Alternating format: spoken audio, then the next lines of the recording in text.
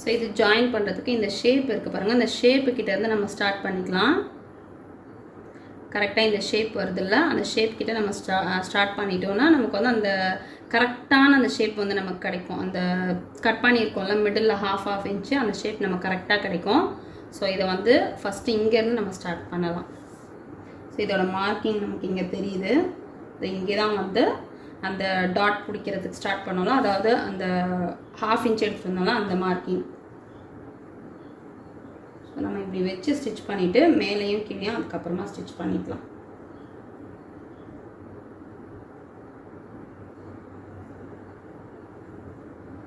So okay, கரெக்டாக வச்சாச்சு. இப்போது இங்கேருந்து நம்ம ஸ்டார்ட் பண்ணலாம் தையல் கூட.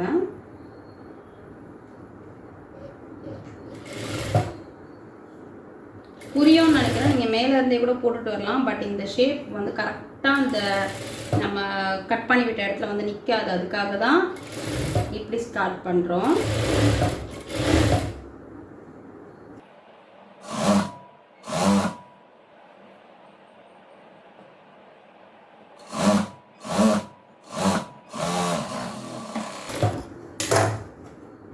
ஸோ இப்போ வந்து இந்த ஷேப் இருக்கிற இடத்துல போட்டுட்டோம், அதுக்கப்புறம் மேலே நம்ம போடலாம்.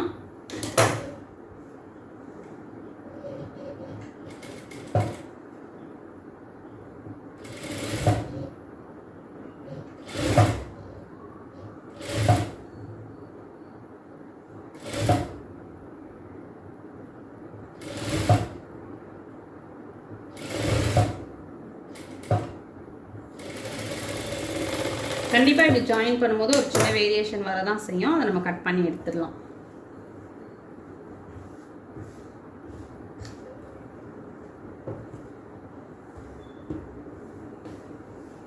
ஸோ இப்போ இந்த வேரியேஷன் வந்துருக்குல்ல, இந்த டிஃப்ரென்ஸ் இதை வந்து இப்படியே கட் பண்ணி அங்கே ஆமோல் கிட்ட எதுவும் வந்து ஷோல்டர் கிட்ட எதுவும் சேஞ்ச் ஆகக்கூடாது, சேஞ்ச் ஆகாத மாதிரி இப்படியே கட் பண்ணி எடுத்துக்கலாம்.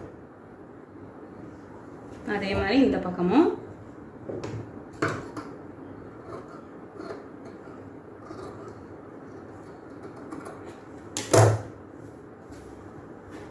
ஸோ இப்போ பார்த்தீங்கன்னா பிரின்சஸ் கட்டோட டாப்க்கான இது நமக்கு ரெடி ஆகிடுச்சு.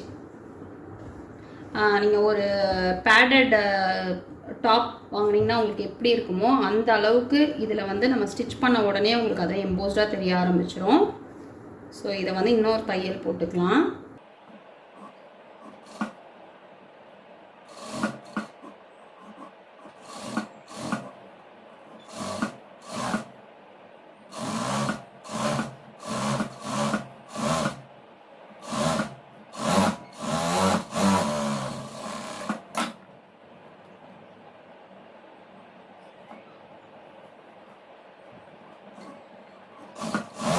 ஸோ இப்போ பிரின்சஸ் கட் போட்ட டாப்புக்கு வந்து ஜிப் வச்ச மாதிரி நான்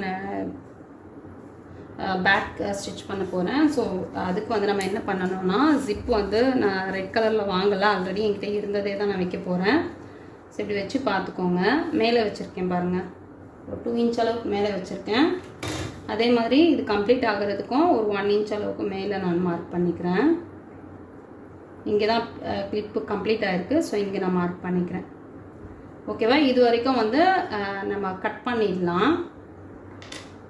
கரெக்டாக மிடில் வச்சு அந்த அளவு வரைக்கும் நம்ம கட் பண்ணிடலாம்.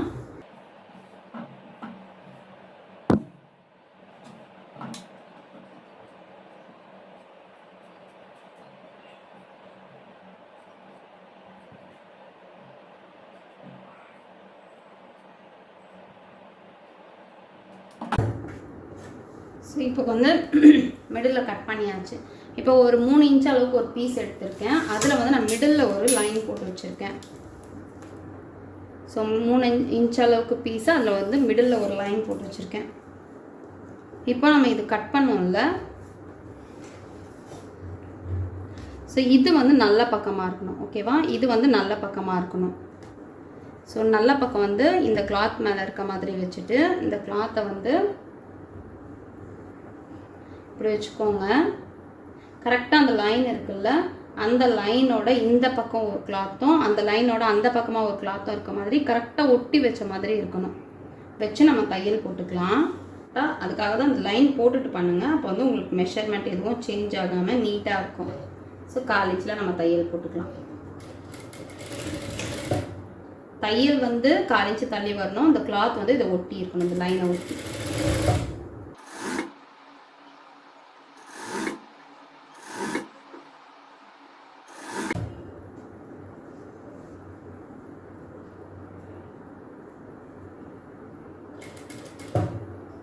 இந்த இடத்துல பாருங்கள், இங்கே நான் ஓப்பன் பண்ணி விட்டது வந்து கம்ப்ளீட்டாக இருக்குது. ஓகேவா?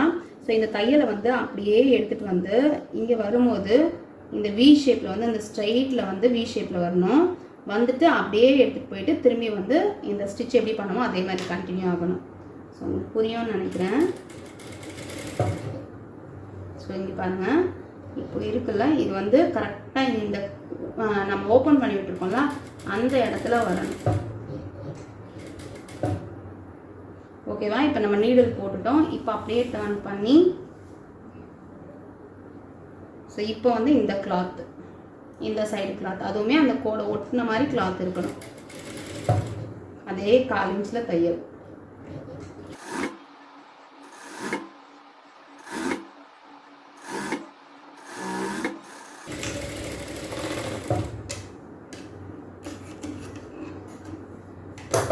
ஓகே, இப்போ அந்த பீஸை நம்ம வச்சுட்டோம். இப்போ பாருங்கள், இப்போ லைன் போட்டோம்ல அந்த லைன் அப்படியே நம்ம கட் பண்ணிடலாம்.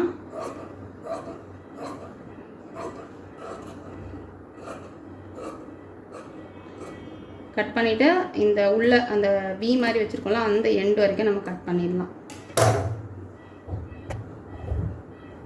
ஸோ கட் பண்ணிட்டோம்னா நமக்கு இந்த பீஸ் வந்து அப்படியே உள்ளே போயிடும்.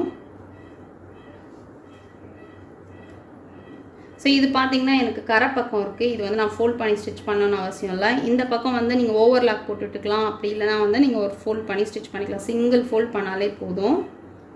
ஸோ இப்போ வந்து இந்த பீஸை நம்ம அப்படியே உள்ளே விட்டுடலாம்.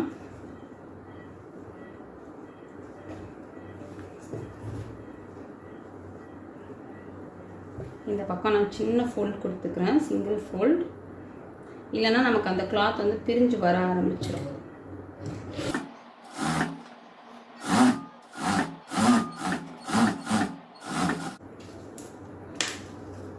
ஸோ இப்போ வந்து நம்ம ஜிப் வைக்கிறதுக்காக நல்லா நகத்தில் கீறி விட்டுக்கோங்க.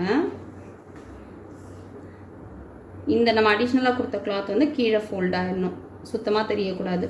பட் நம்ம தையல் வந்து நல்ல எட்ஜில் படணும்.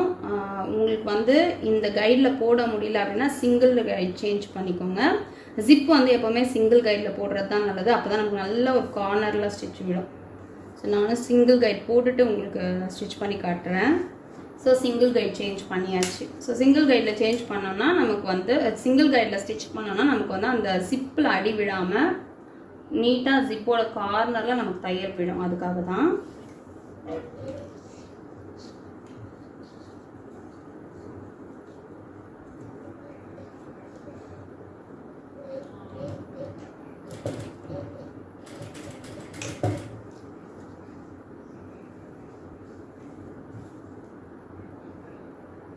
ஸோ நல்லா கார்னரில் ஸ்டிச் பண்ணிட்டு வரலாம். நம்ம உள்ளே வச்ச கிளாத்து கொஞ்சம் கூட வெளியே தெரியக்கூடாது.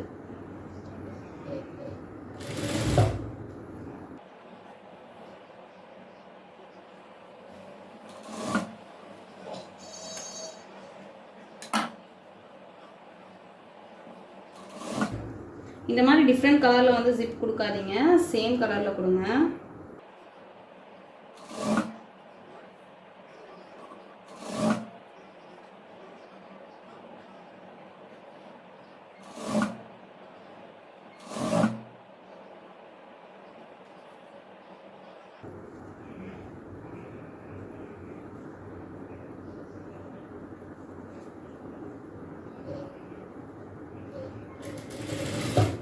ஸோ நல்லா எண்டு வரைக்கும் எடுத்துட்டு வாங்க.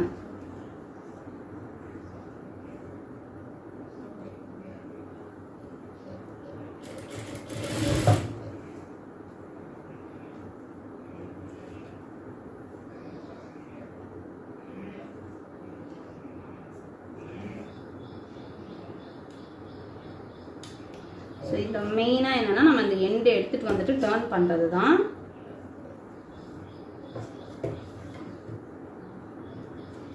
கீழே இருக்கிற கிளாத்தை வந்து கரெக்டாக ஸ்ட்ரைட்டாக வச்சுக்கோங்க. உள்ளே இருக்கிற கிளாத்தை கரெக்டாக வச்சுட்டு இந்த தையல் நம்ம போட்டிருக்கோம்ல, இந்த தையலை வந்து இன்னும் நல்லா வந்து கீழே எடுத்துட்டு வாங்க.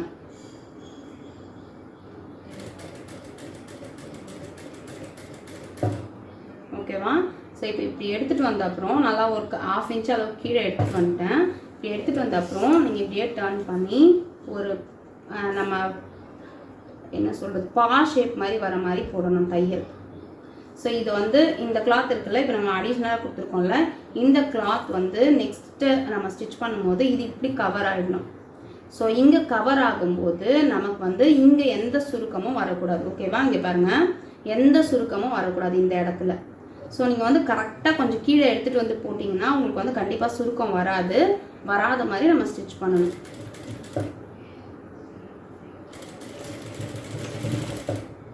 இப்போ தையல் இப்படி போட்டு ஒரு 1/2 இன்ச் அளவுக்கு வெளியே எடுத்துகிட்டு வந்துடுங்க. அங்கேருந்து எடுத்துகிட்டு வரணும், 1/2 இன்ச் அளவுக்கு எடுத்துகிட்டு வந்துடுங்க.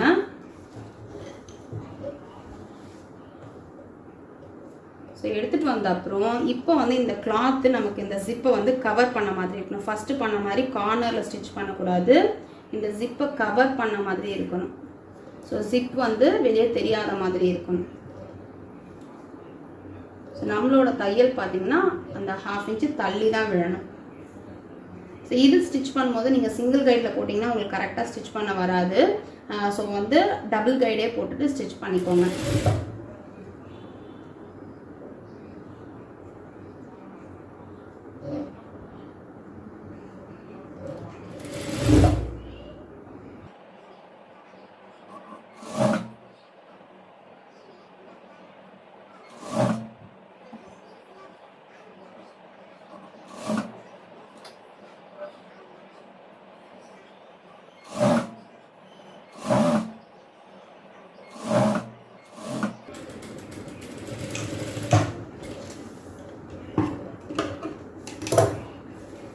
ஸோ உங்களுக்கு இப்போ பார்த்தா தெரியும், இங்கே வந்து நமக்கு எந்த சுருக்கமும் இல்லாமல் நீட்டாக ஜிப்பு அட்டாச் பண்ணிட்டோம். பாருங்கள், இங்கே நமக்கு எந்த சுருக்கமும் வரல.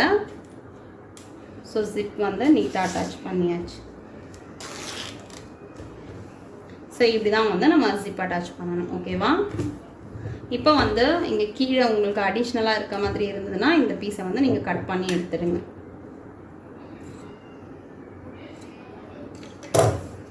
இப்போ நார்மலாக நம்ம வந்து கிராஸ் பீஸ் கொடுத்து நெக்கு கம்ப்ளீட் பண்ணுற மாதிரி கிராஸ் பீஸ் கொடுத்து கம்ப்ளீட் பண்ணிடலாம்.